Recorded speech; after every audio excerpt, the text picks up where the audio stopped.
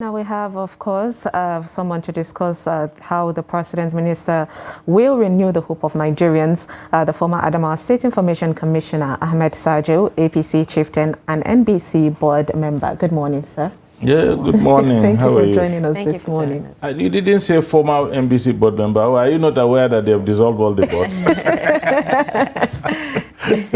Well, okay, so let's talk about the ministerial list. The first one that caught people's attention, of course, is Nyesom Wike, which people, some Nigerians are saying that it's like a payback, for him aiding the emergence of the president, of course, as the president. I think, let me be very honest with you. When we start discussing individuals, we miss the point. Okay. Let me look at the ministerial list as a list. First and foremost, the president had done the best he could do to meet up with legal requirements, constitutional requirement, by sending in 28 names. There are 11 states that still do not have nominees. Adamawa, Gombe, Kano, Yobe in the northeast, Kano, Kebbi, and Zamfara in the northwest, Plateau and Kogi in the north central, Lagos and Osun in the southwest, Bayelsa in the south-south. The southeast has all the 5 states. Now, if he decides to give FCT a minister, which is an agitation, then you say 12 plus FCT. Otherwise, is 11 states that don't have nominees as we speak now. Again, there was a huge expectation that the ministerial list would have more technocrats than core politicians. But as it is now, it has more politicians than technocrats, except that some of the politicians are hybrid. They are politicians and they are technocrats. Because the presidency is claiming it has more technocrats than politicians. Well, if by politician you mean somebody that has gone through the political process, then if you go through the list, you find that there are governors, they've gone through the political process, election, there are senators, there are members of House of Representatives, House of Assembly, there are former commissioners, and there are former local government chairmen. These are all by technical definition, politicians. But then some of them have technocrat backgrounds, so they're hybrid. Now, the Constitution was feeble about women. It says at least 10%. And now out of 28, we have 7 women, which is 25%, which for me is still not adequate. When it comes to women representation. Exactly. That's another one. Then another thing that I have noticed, and I am really worried, that the list did not contain sufficient number of young people. Because we need a blend of the young and the old, so that the young can be mentored, so that the dynamism of the youth will be moderated by the wisdom of the old, but in the process, we get a mix that works for everybody. So I have noticed those, little observations about the list. But by and large, we have people whose pedigree we can discuss very clearly. You mentioned, for example, Wike. You could say, look, he may be erratic within the political space as a person, but if you go to Port Harcourt, if you go to River State, you cannot fault him on account of his performance as a governor. A lot of people would choose to say they don't like El-Rufai for his brashness in presenting issues rather than being diplomatic sometimes and things like that. But if you go to Kaduna, the urban renewal that El-Rufai did in Kaduna, you cannot deny that it was something that was very good. So we have people whose backgrounds we could easily begin to, interrogate and see some ray of hope somewhere. If you look at it, Beta Edu, the APC woman leader, brought a lot of dynamism into the leadership of women within the political party. Is it possible for her to replicate it in governance? Stella Okutete had been she has been a strategist, you know. Iman Ibrahim had worked in NAPTIP. She went to Refugees Commission. So you could trace their backgrounds. You could trace their performance along the line. And there are many of them like that you could easily say, look, I know this person. Professor Ali Pate is top-notch when it comes to interventions in health systems in the world. So if you mention Ali Pate, anybody that feels that Ali Pate does not fit the bill is actually maybe doesn't like the truth. So we have names that, you know, you could easily trace, you know. We have people like Latif Agbemi, SAN, a very seasoned legal practitioner that you know, that has, you know, Dele Aleke is already working presently. He's been managing the communications from the villa, and you know how effective he has been. So you could easily, you know, put some.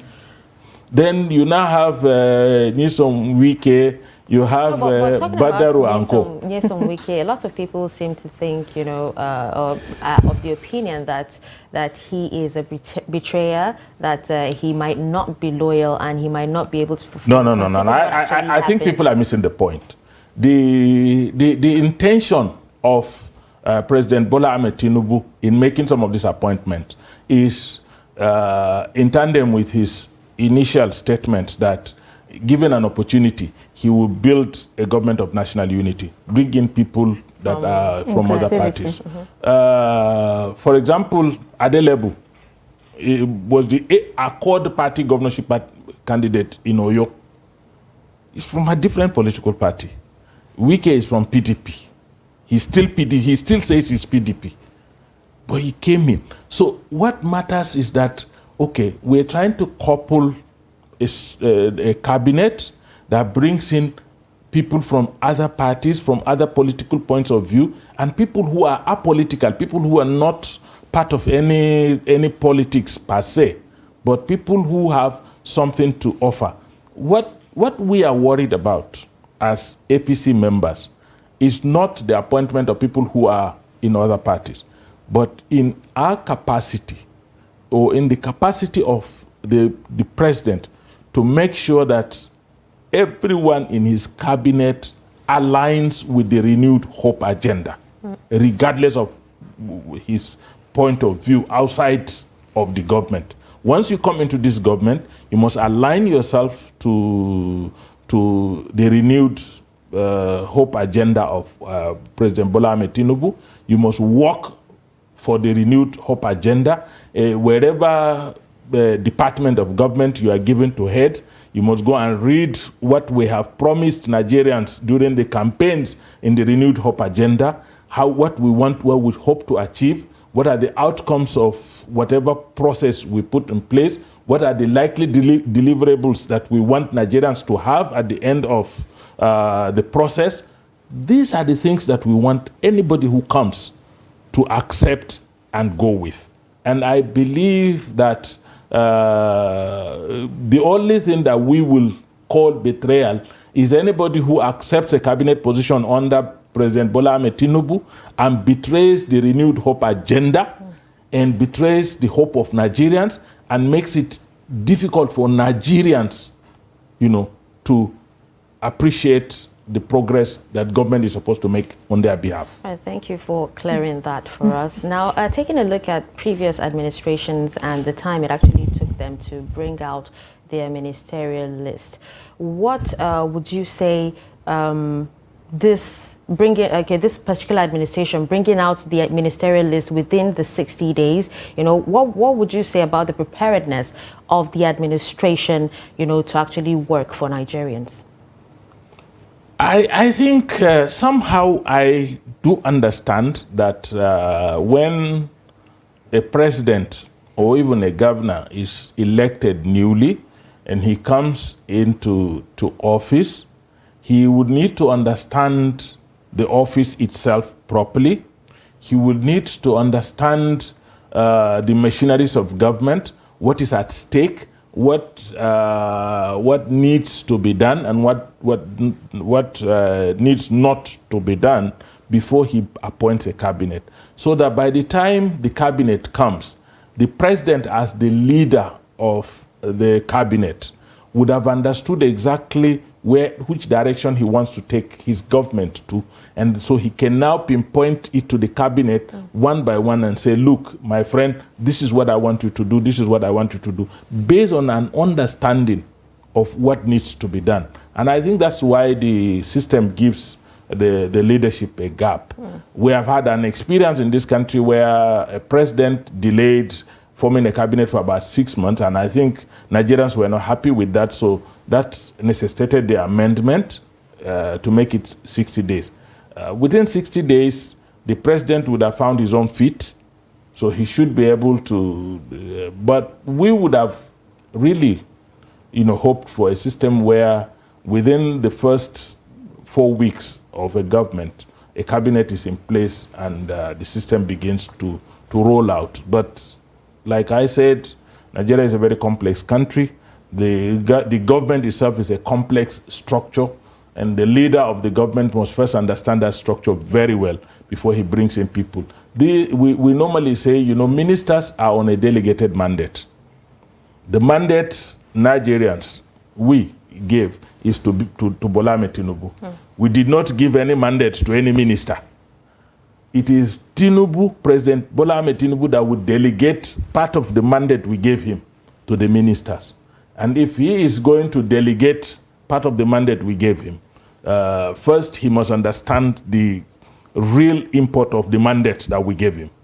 What does it take to govern a country like Nigeria? What are the structures within the machinery of government that I can deploy to actualize the programs and the promises I made to Nigerians? Once he understands that, then he brings people, delegates his mandate to them to actualize those things that he has analyzed and realized that these are the things that I want. I think that's what may have caused the little gap between the swearing of the president and the appointment of ministers. Okay, now some Nigerian netizens on social media are expressing concerns about, saying that the president is more, these ministerial nominees are more of circulating the politicians.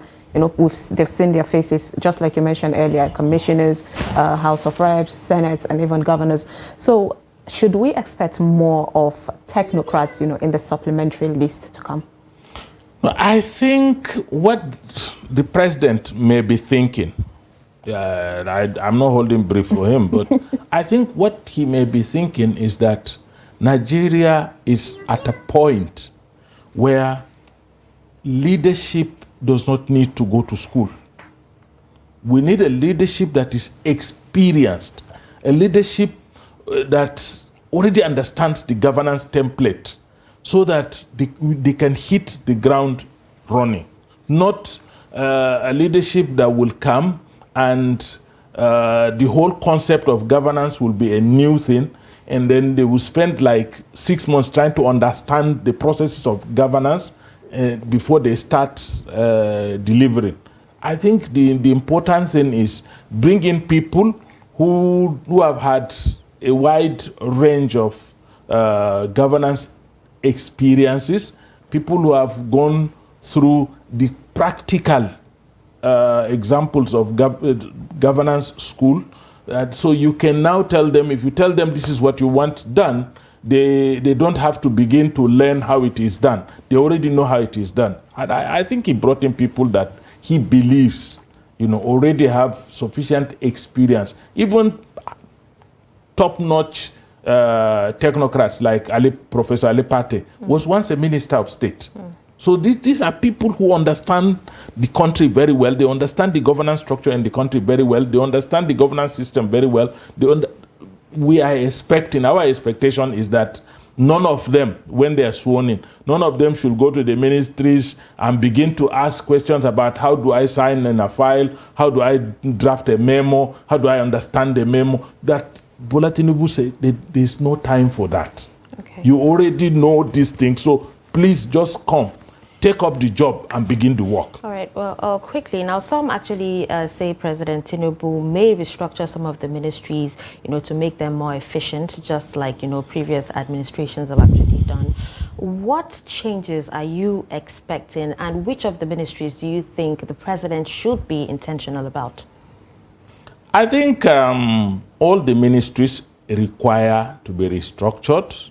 As it is presently, what we have in some of the ministries are unwieldy. The last time they gave Fashola, for example, the Ministry of Works, Housing and Power combined, it was too unwieldy. You see literally that he was having difficulty trying to focus. Where am I going to focus? Is it on housing, or is it on works, or is it on power? And all the sectors suffered because of that. So I would want to see every minister handle an aspect that is very clearly defined, so we can face it.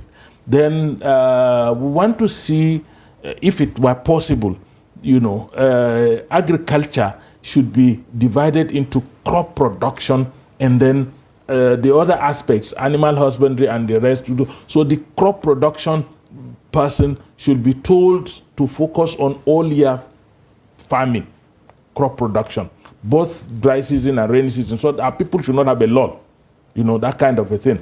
The man in charge of animal production, for example, should find a way to handle the issue of ranching and the rest squarely, so you don't have bloated. The information, for example, culture and tourism is itself a major area of development. If you notice that one of the areas that Nigerians have done very well is in the entertainment industry. Yeah. We're doing very well in the whole world. And yet you come and lump it with information management that has to do with communications between government and the people. So why can't the person responsible for communication with the people, between the people and the government, just concentrate on doing that? Then another person handles culture, tourism, and issues that have to do with the entertainment industry. So we can have, in all the ministries, there is a need to restructure. The guy in charge of environment should be somebody that can understand the climate change. Because if you say it doesn't affect you, you are telling a lie. How do we mitigate some of the sad effects of climate change? We look at the person that will take care of the Ministry of Health, for example, or education. These ones should look at these things very, very squarely. Is it possible for us, for example, to now look back like Olukoya and Sonkuti did when he intervened massively on primary health care? And there was a mapping. It was during Olukoya and Sonkuti that the entire country, every household was mapped as a unit of intervention in primary health care. Do we go back to that model, or do we improve in tertiary health provision so that our people can get quality, top-notch health facilities at the closest place to them? The man in charge of health should begin to look at all those ones, and if it is possible, to split it into two. One person looks at secondary and tertiary health. Another person looks at primary health care, so that we can get it right. The same thing with education. We're having difficulty now beginning to balance whether federal government should handle primary education, secondary education, tertiary education. I mean, it's too much for federal. Why can't we strengthen the states and the local government? In fact, if we have 3 tiers, why can't we strengthen the local government to handle primary education? Basically, we handle the second tier of government, which is state, to handle secondary education effectively. Then the federal government will focus on, giving us quality tertiary education, which we are lacking in the country now. If you look at the ranking of universities in the world, some of our top universities are not in the 1,000 best universities in the world. Why can't we aim for that? That kind of a thing. So the ministries can be restructured in such a way that they can deliver more effectively. And in the delivery process, we must have ministers that understand where the low-hanging fruits lie. For example, the man in charge of agriculture should know that we are facing the danger of food insecurity. It's staring us in the face. How do we quickly intervene to make sure that we don't fall into the crisis of food insecurity? Coupled with climate change is destroying a lot of farms across the world.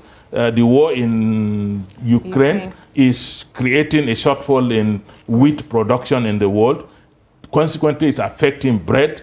The guy in charge of, say, for example, energy, we should have somebody whose job is to say, look, within the next 4 years, at least 10 or so cities in Nigeria should have 24-hour power. Why can't we start? Look, when we started GSM in Nigeria, did we start GSM across the country all at once? We started with Lagos, Ibadan, Kaduna, Kano, Abuja, Port Harcourt. Then we began to expand to other state capitals. We began to expand. Why can't we treat power like that?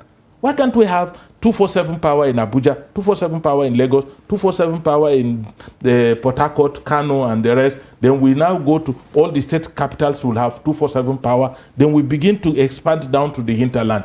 Why are we insisting that we will have power across the country and we don't have power across the country?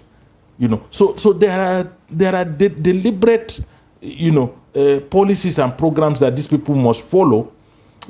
Looking at first the low-hanging fruits, pluck them down, and then before we go to the ones that we need to either climb the tree or stone it with a stick. Now, these nominees that have been, in the ministerial list are set to face screening on Monday. Yeah. It was start. Is there anyone that you have, any doubt that that person could fail that particular screening to happen? I don't have any doubt, but I just have an advice for the Senate.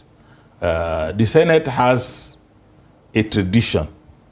I hope and I pray that they will break that tradition for the sake of Nigerians.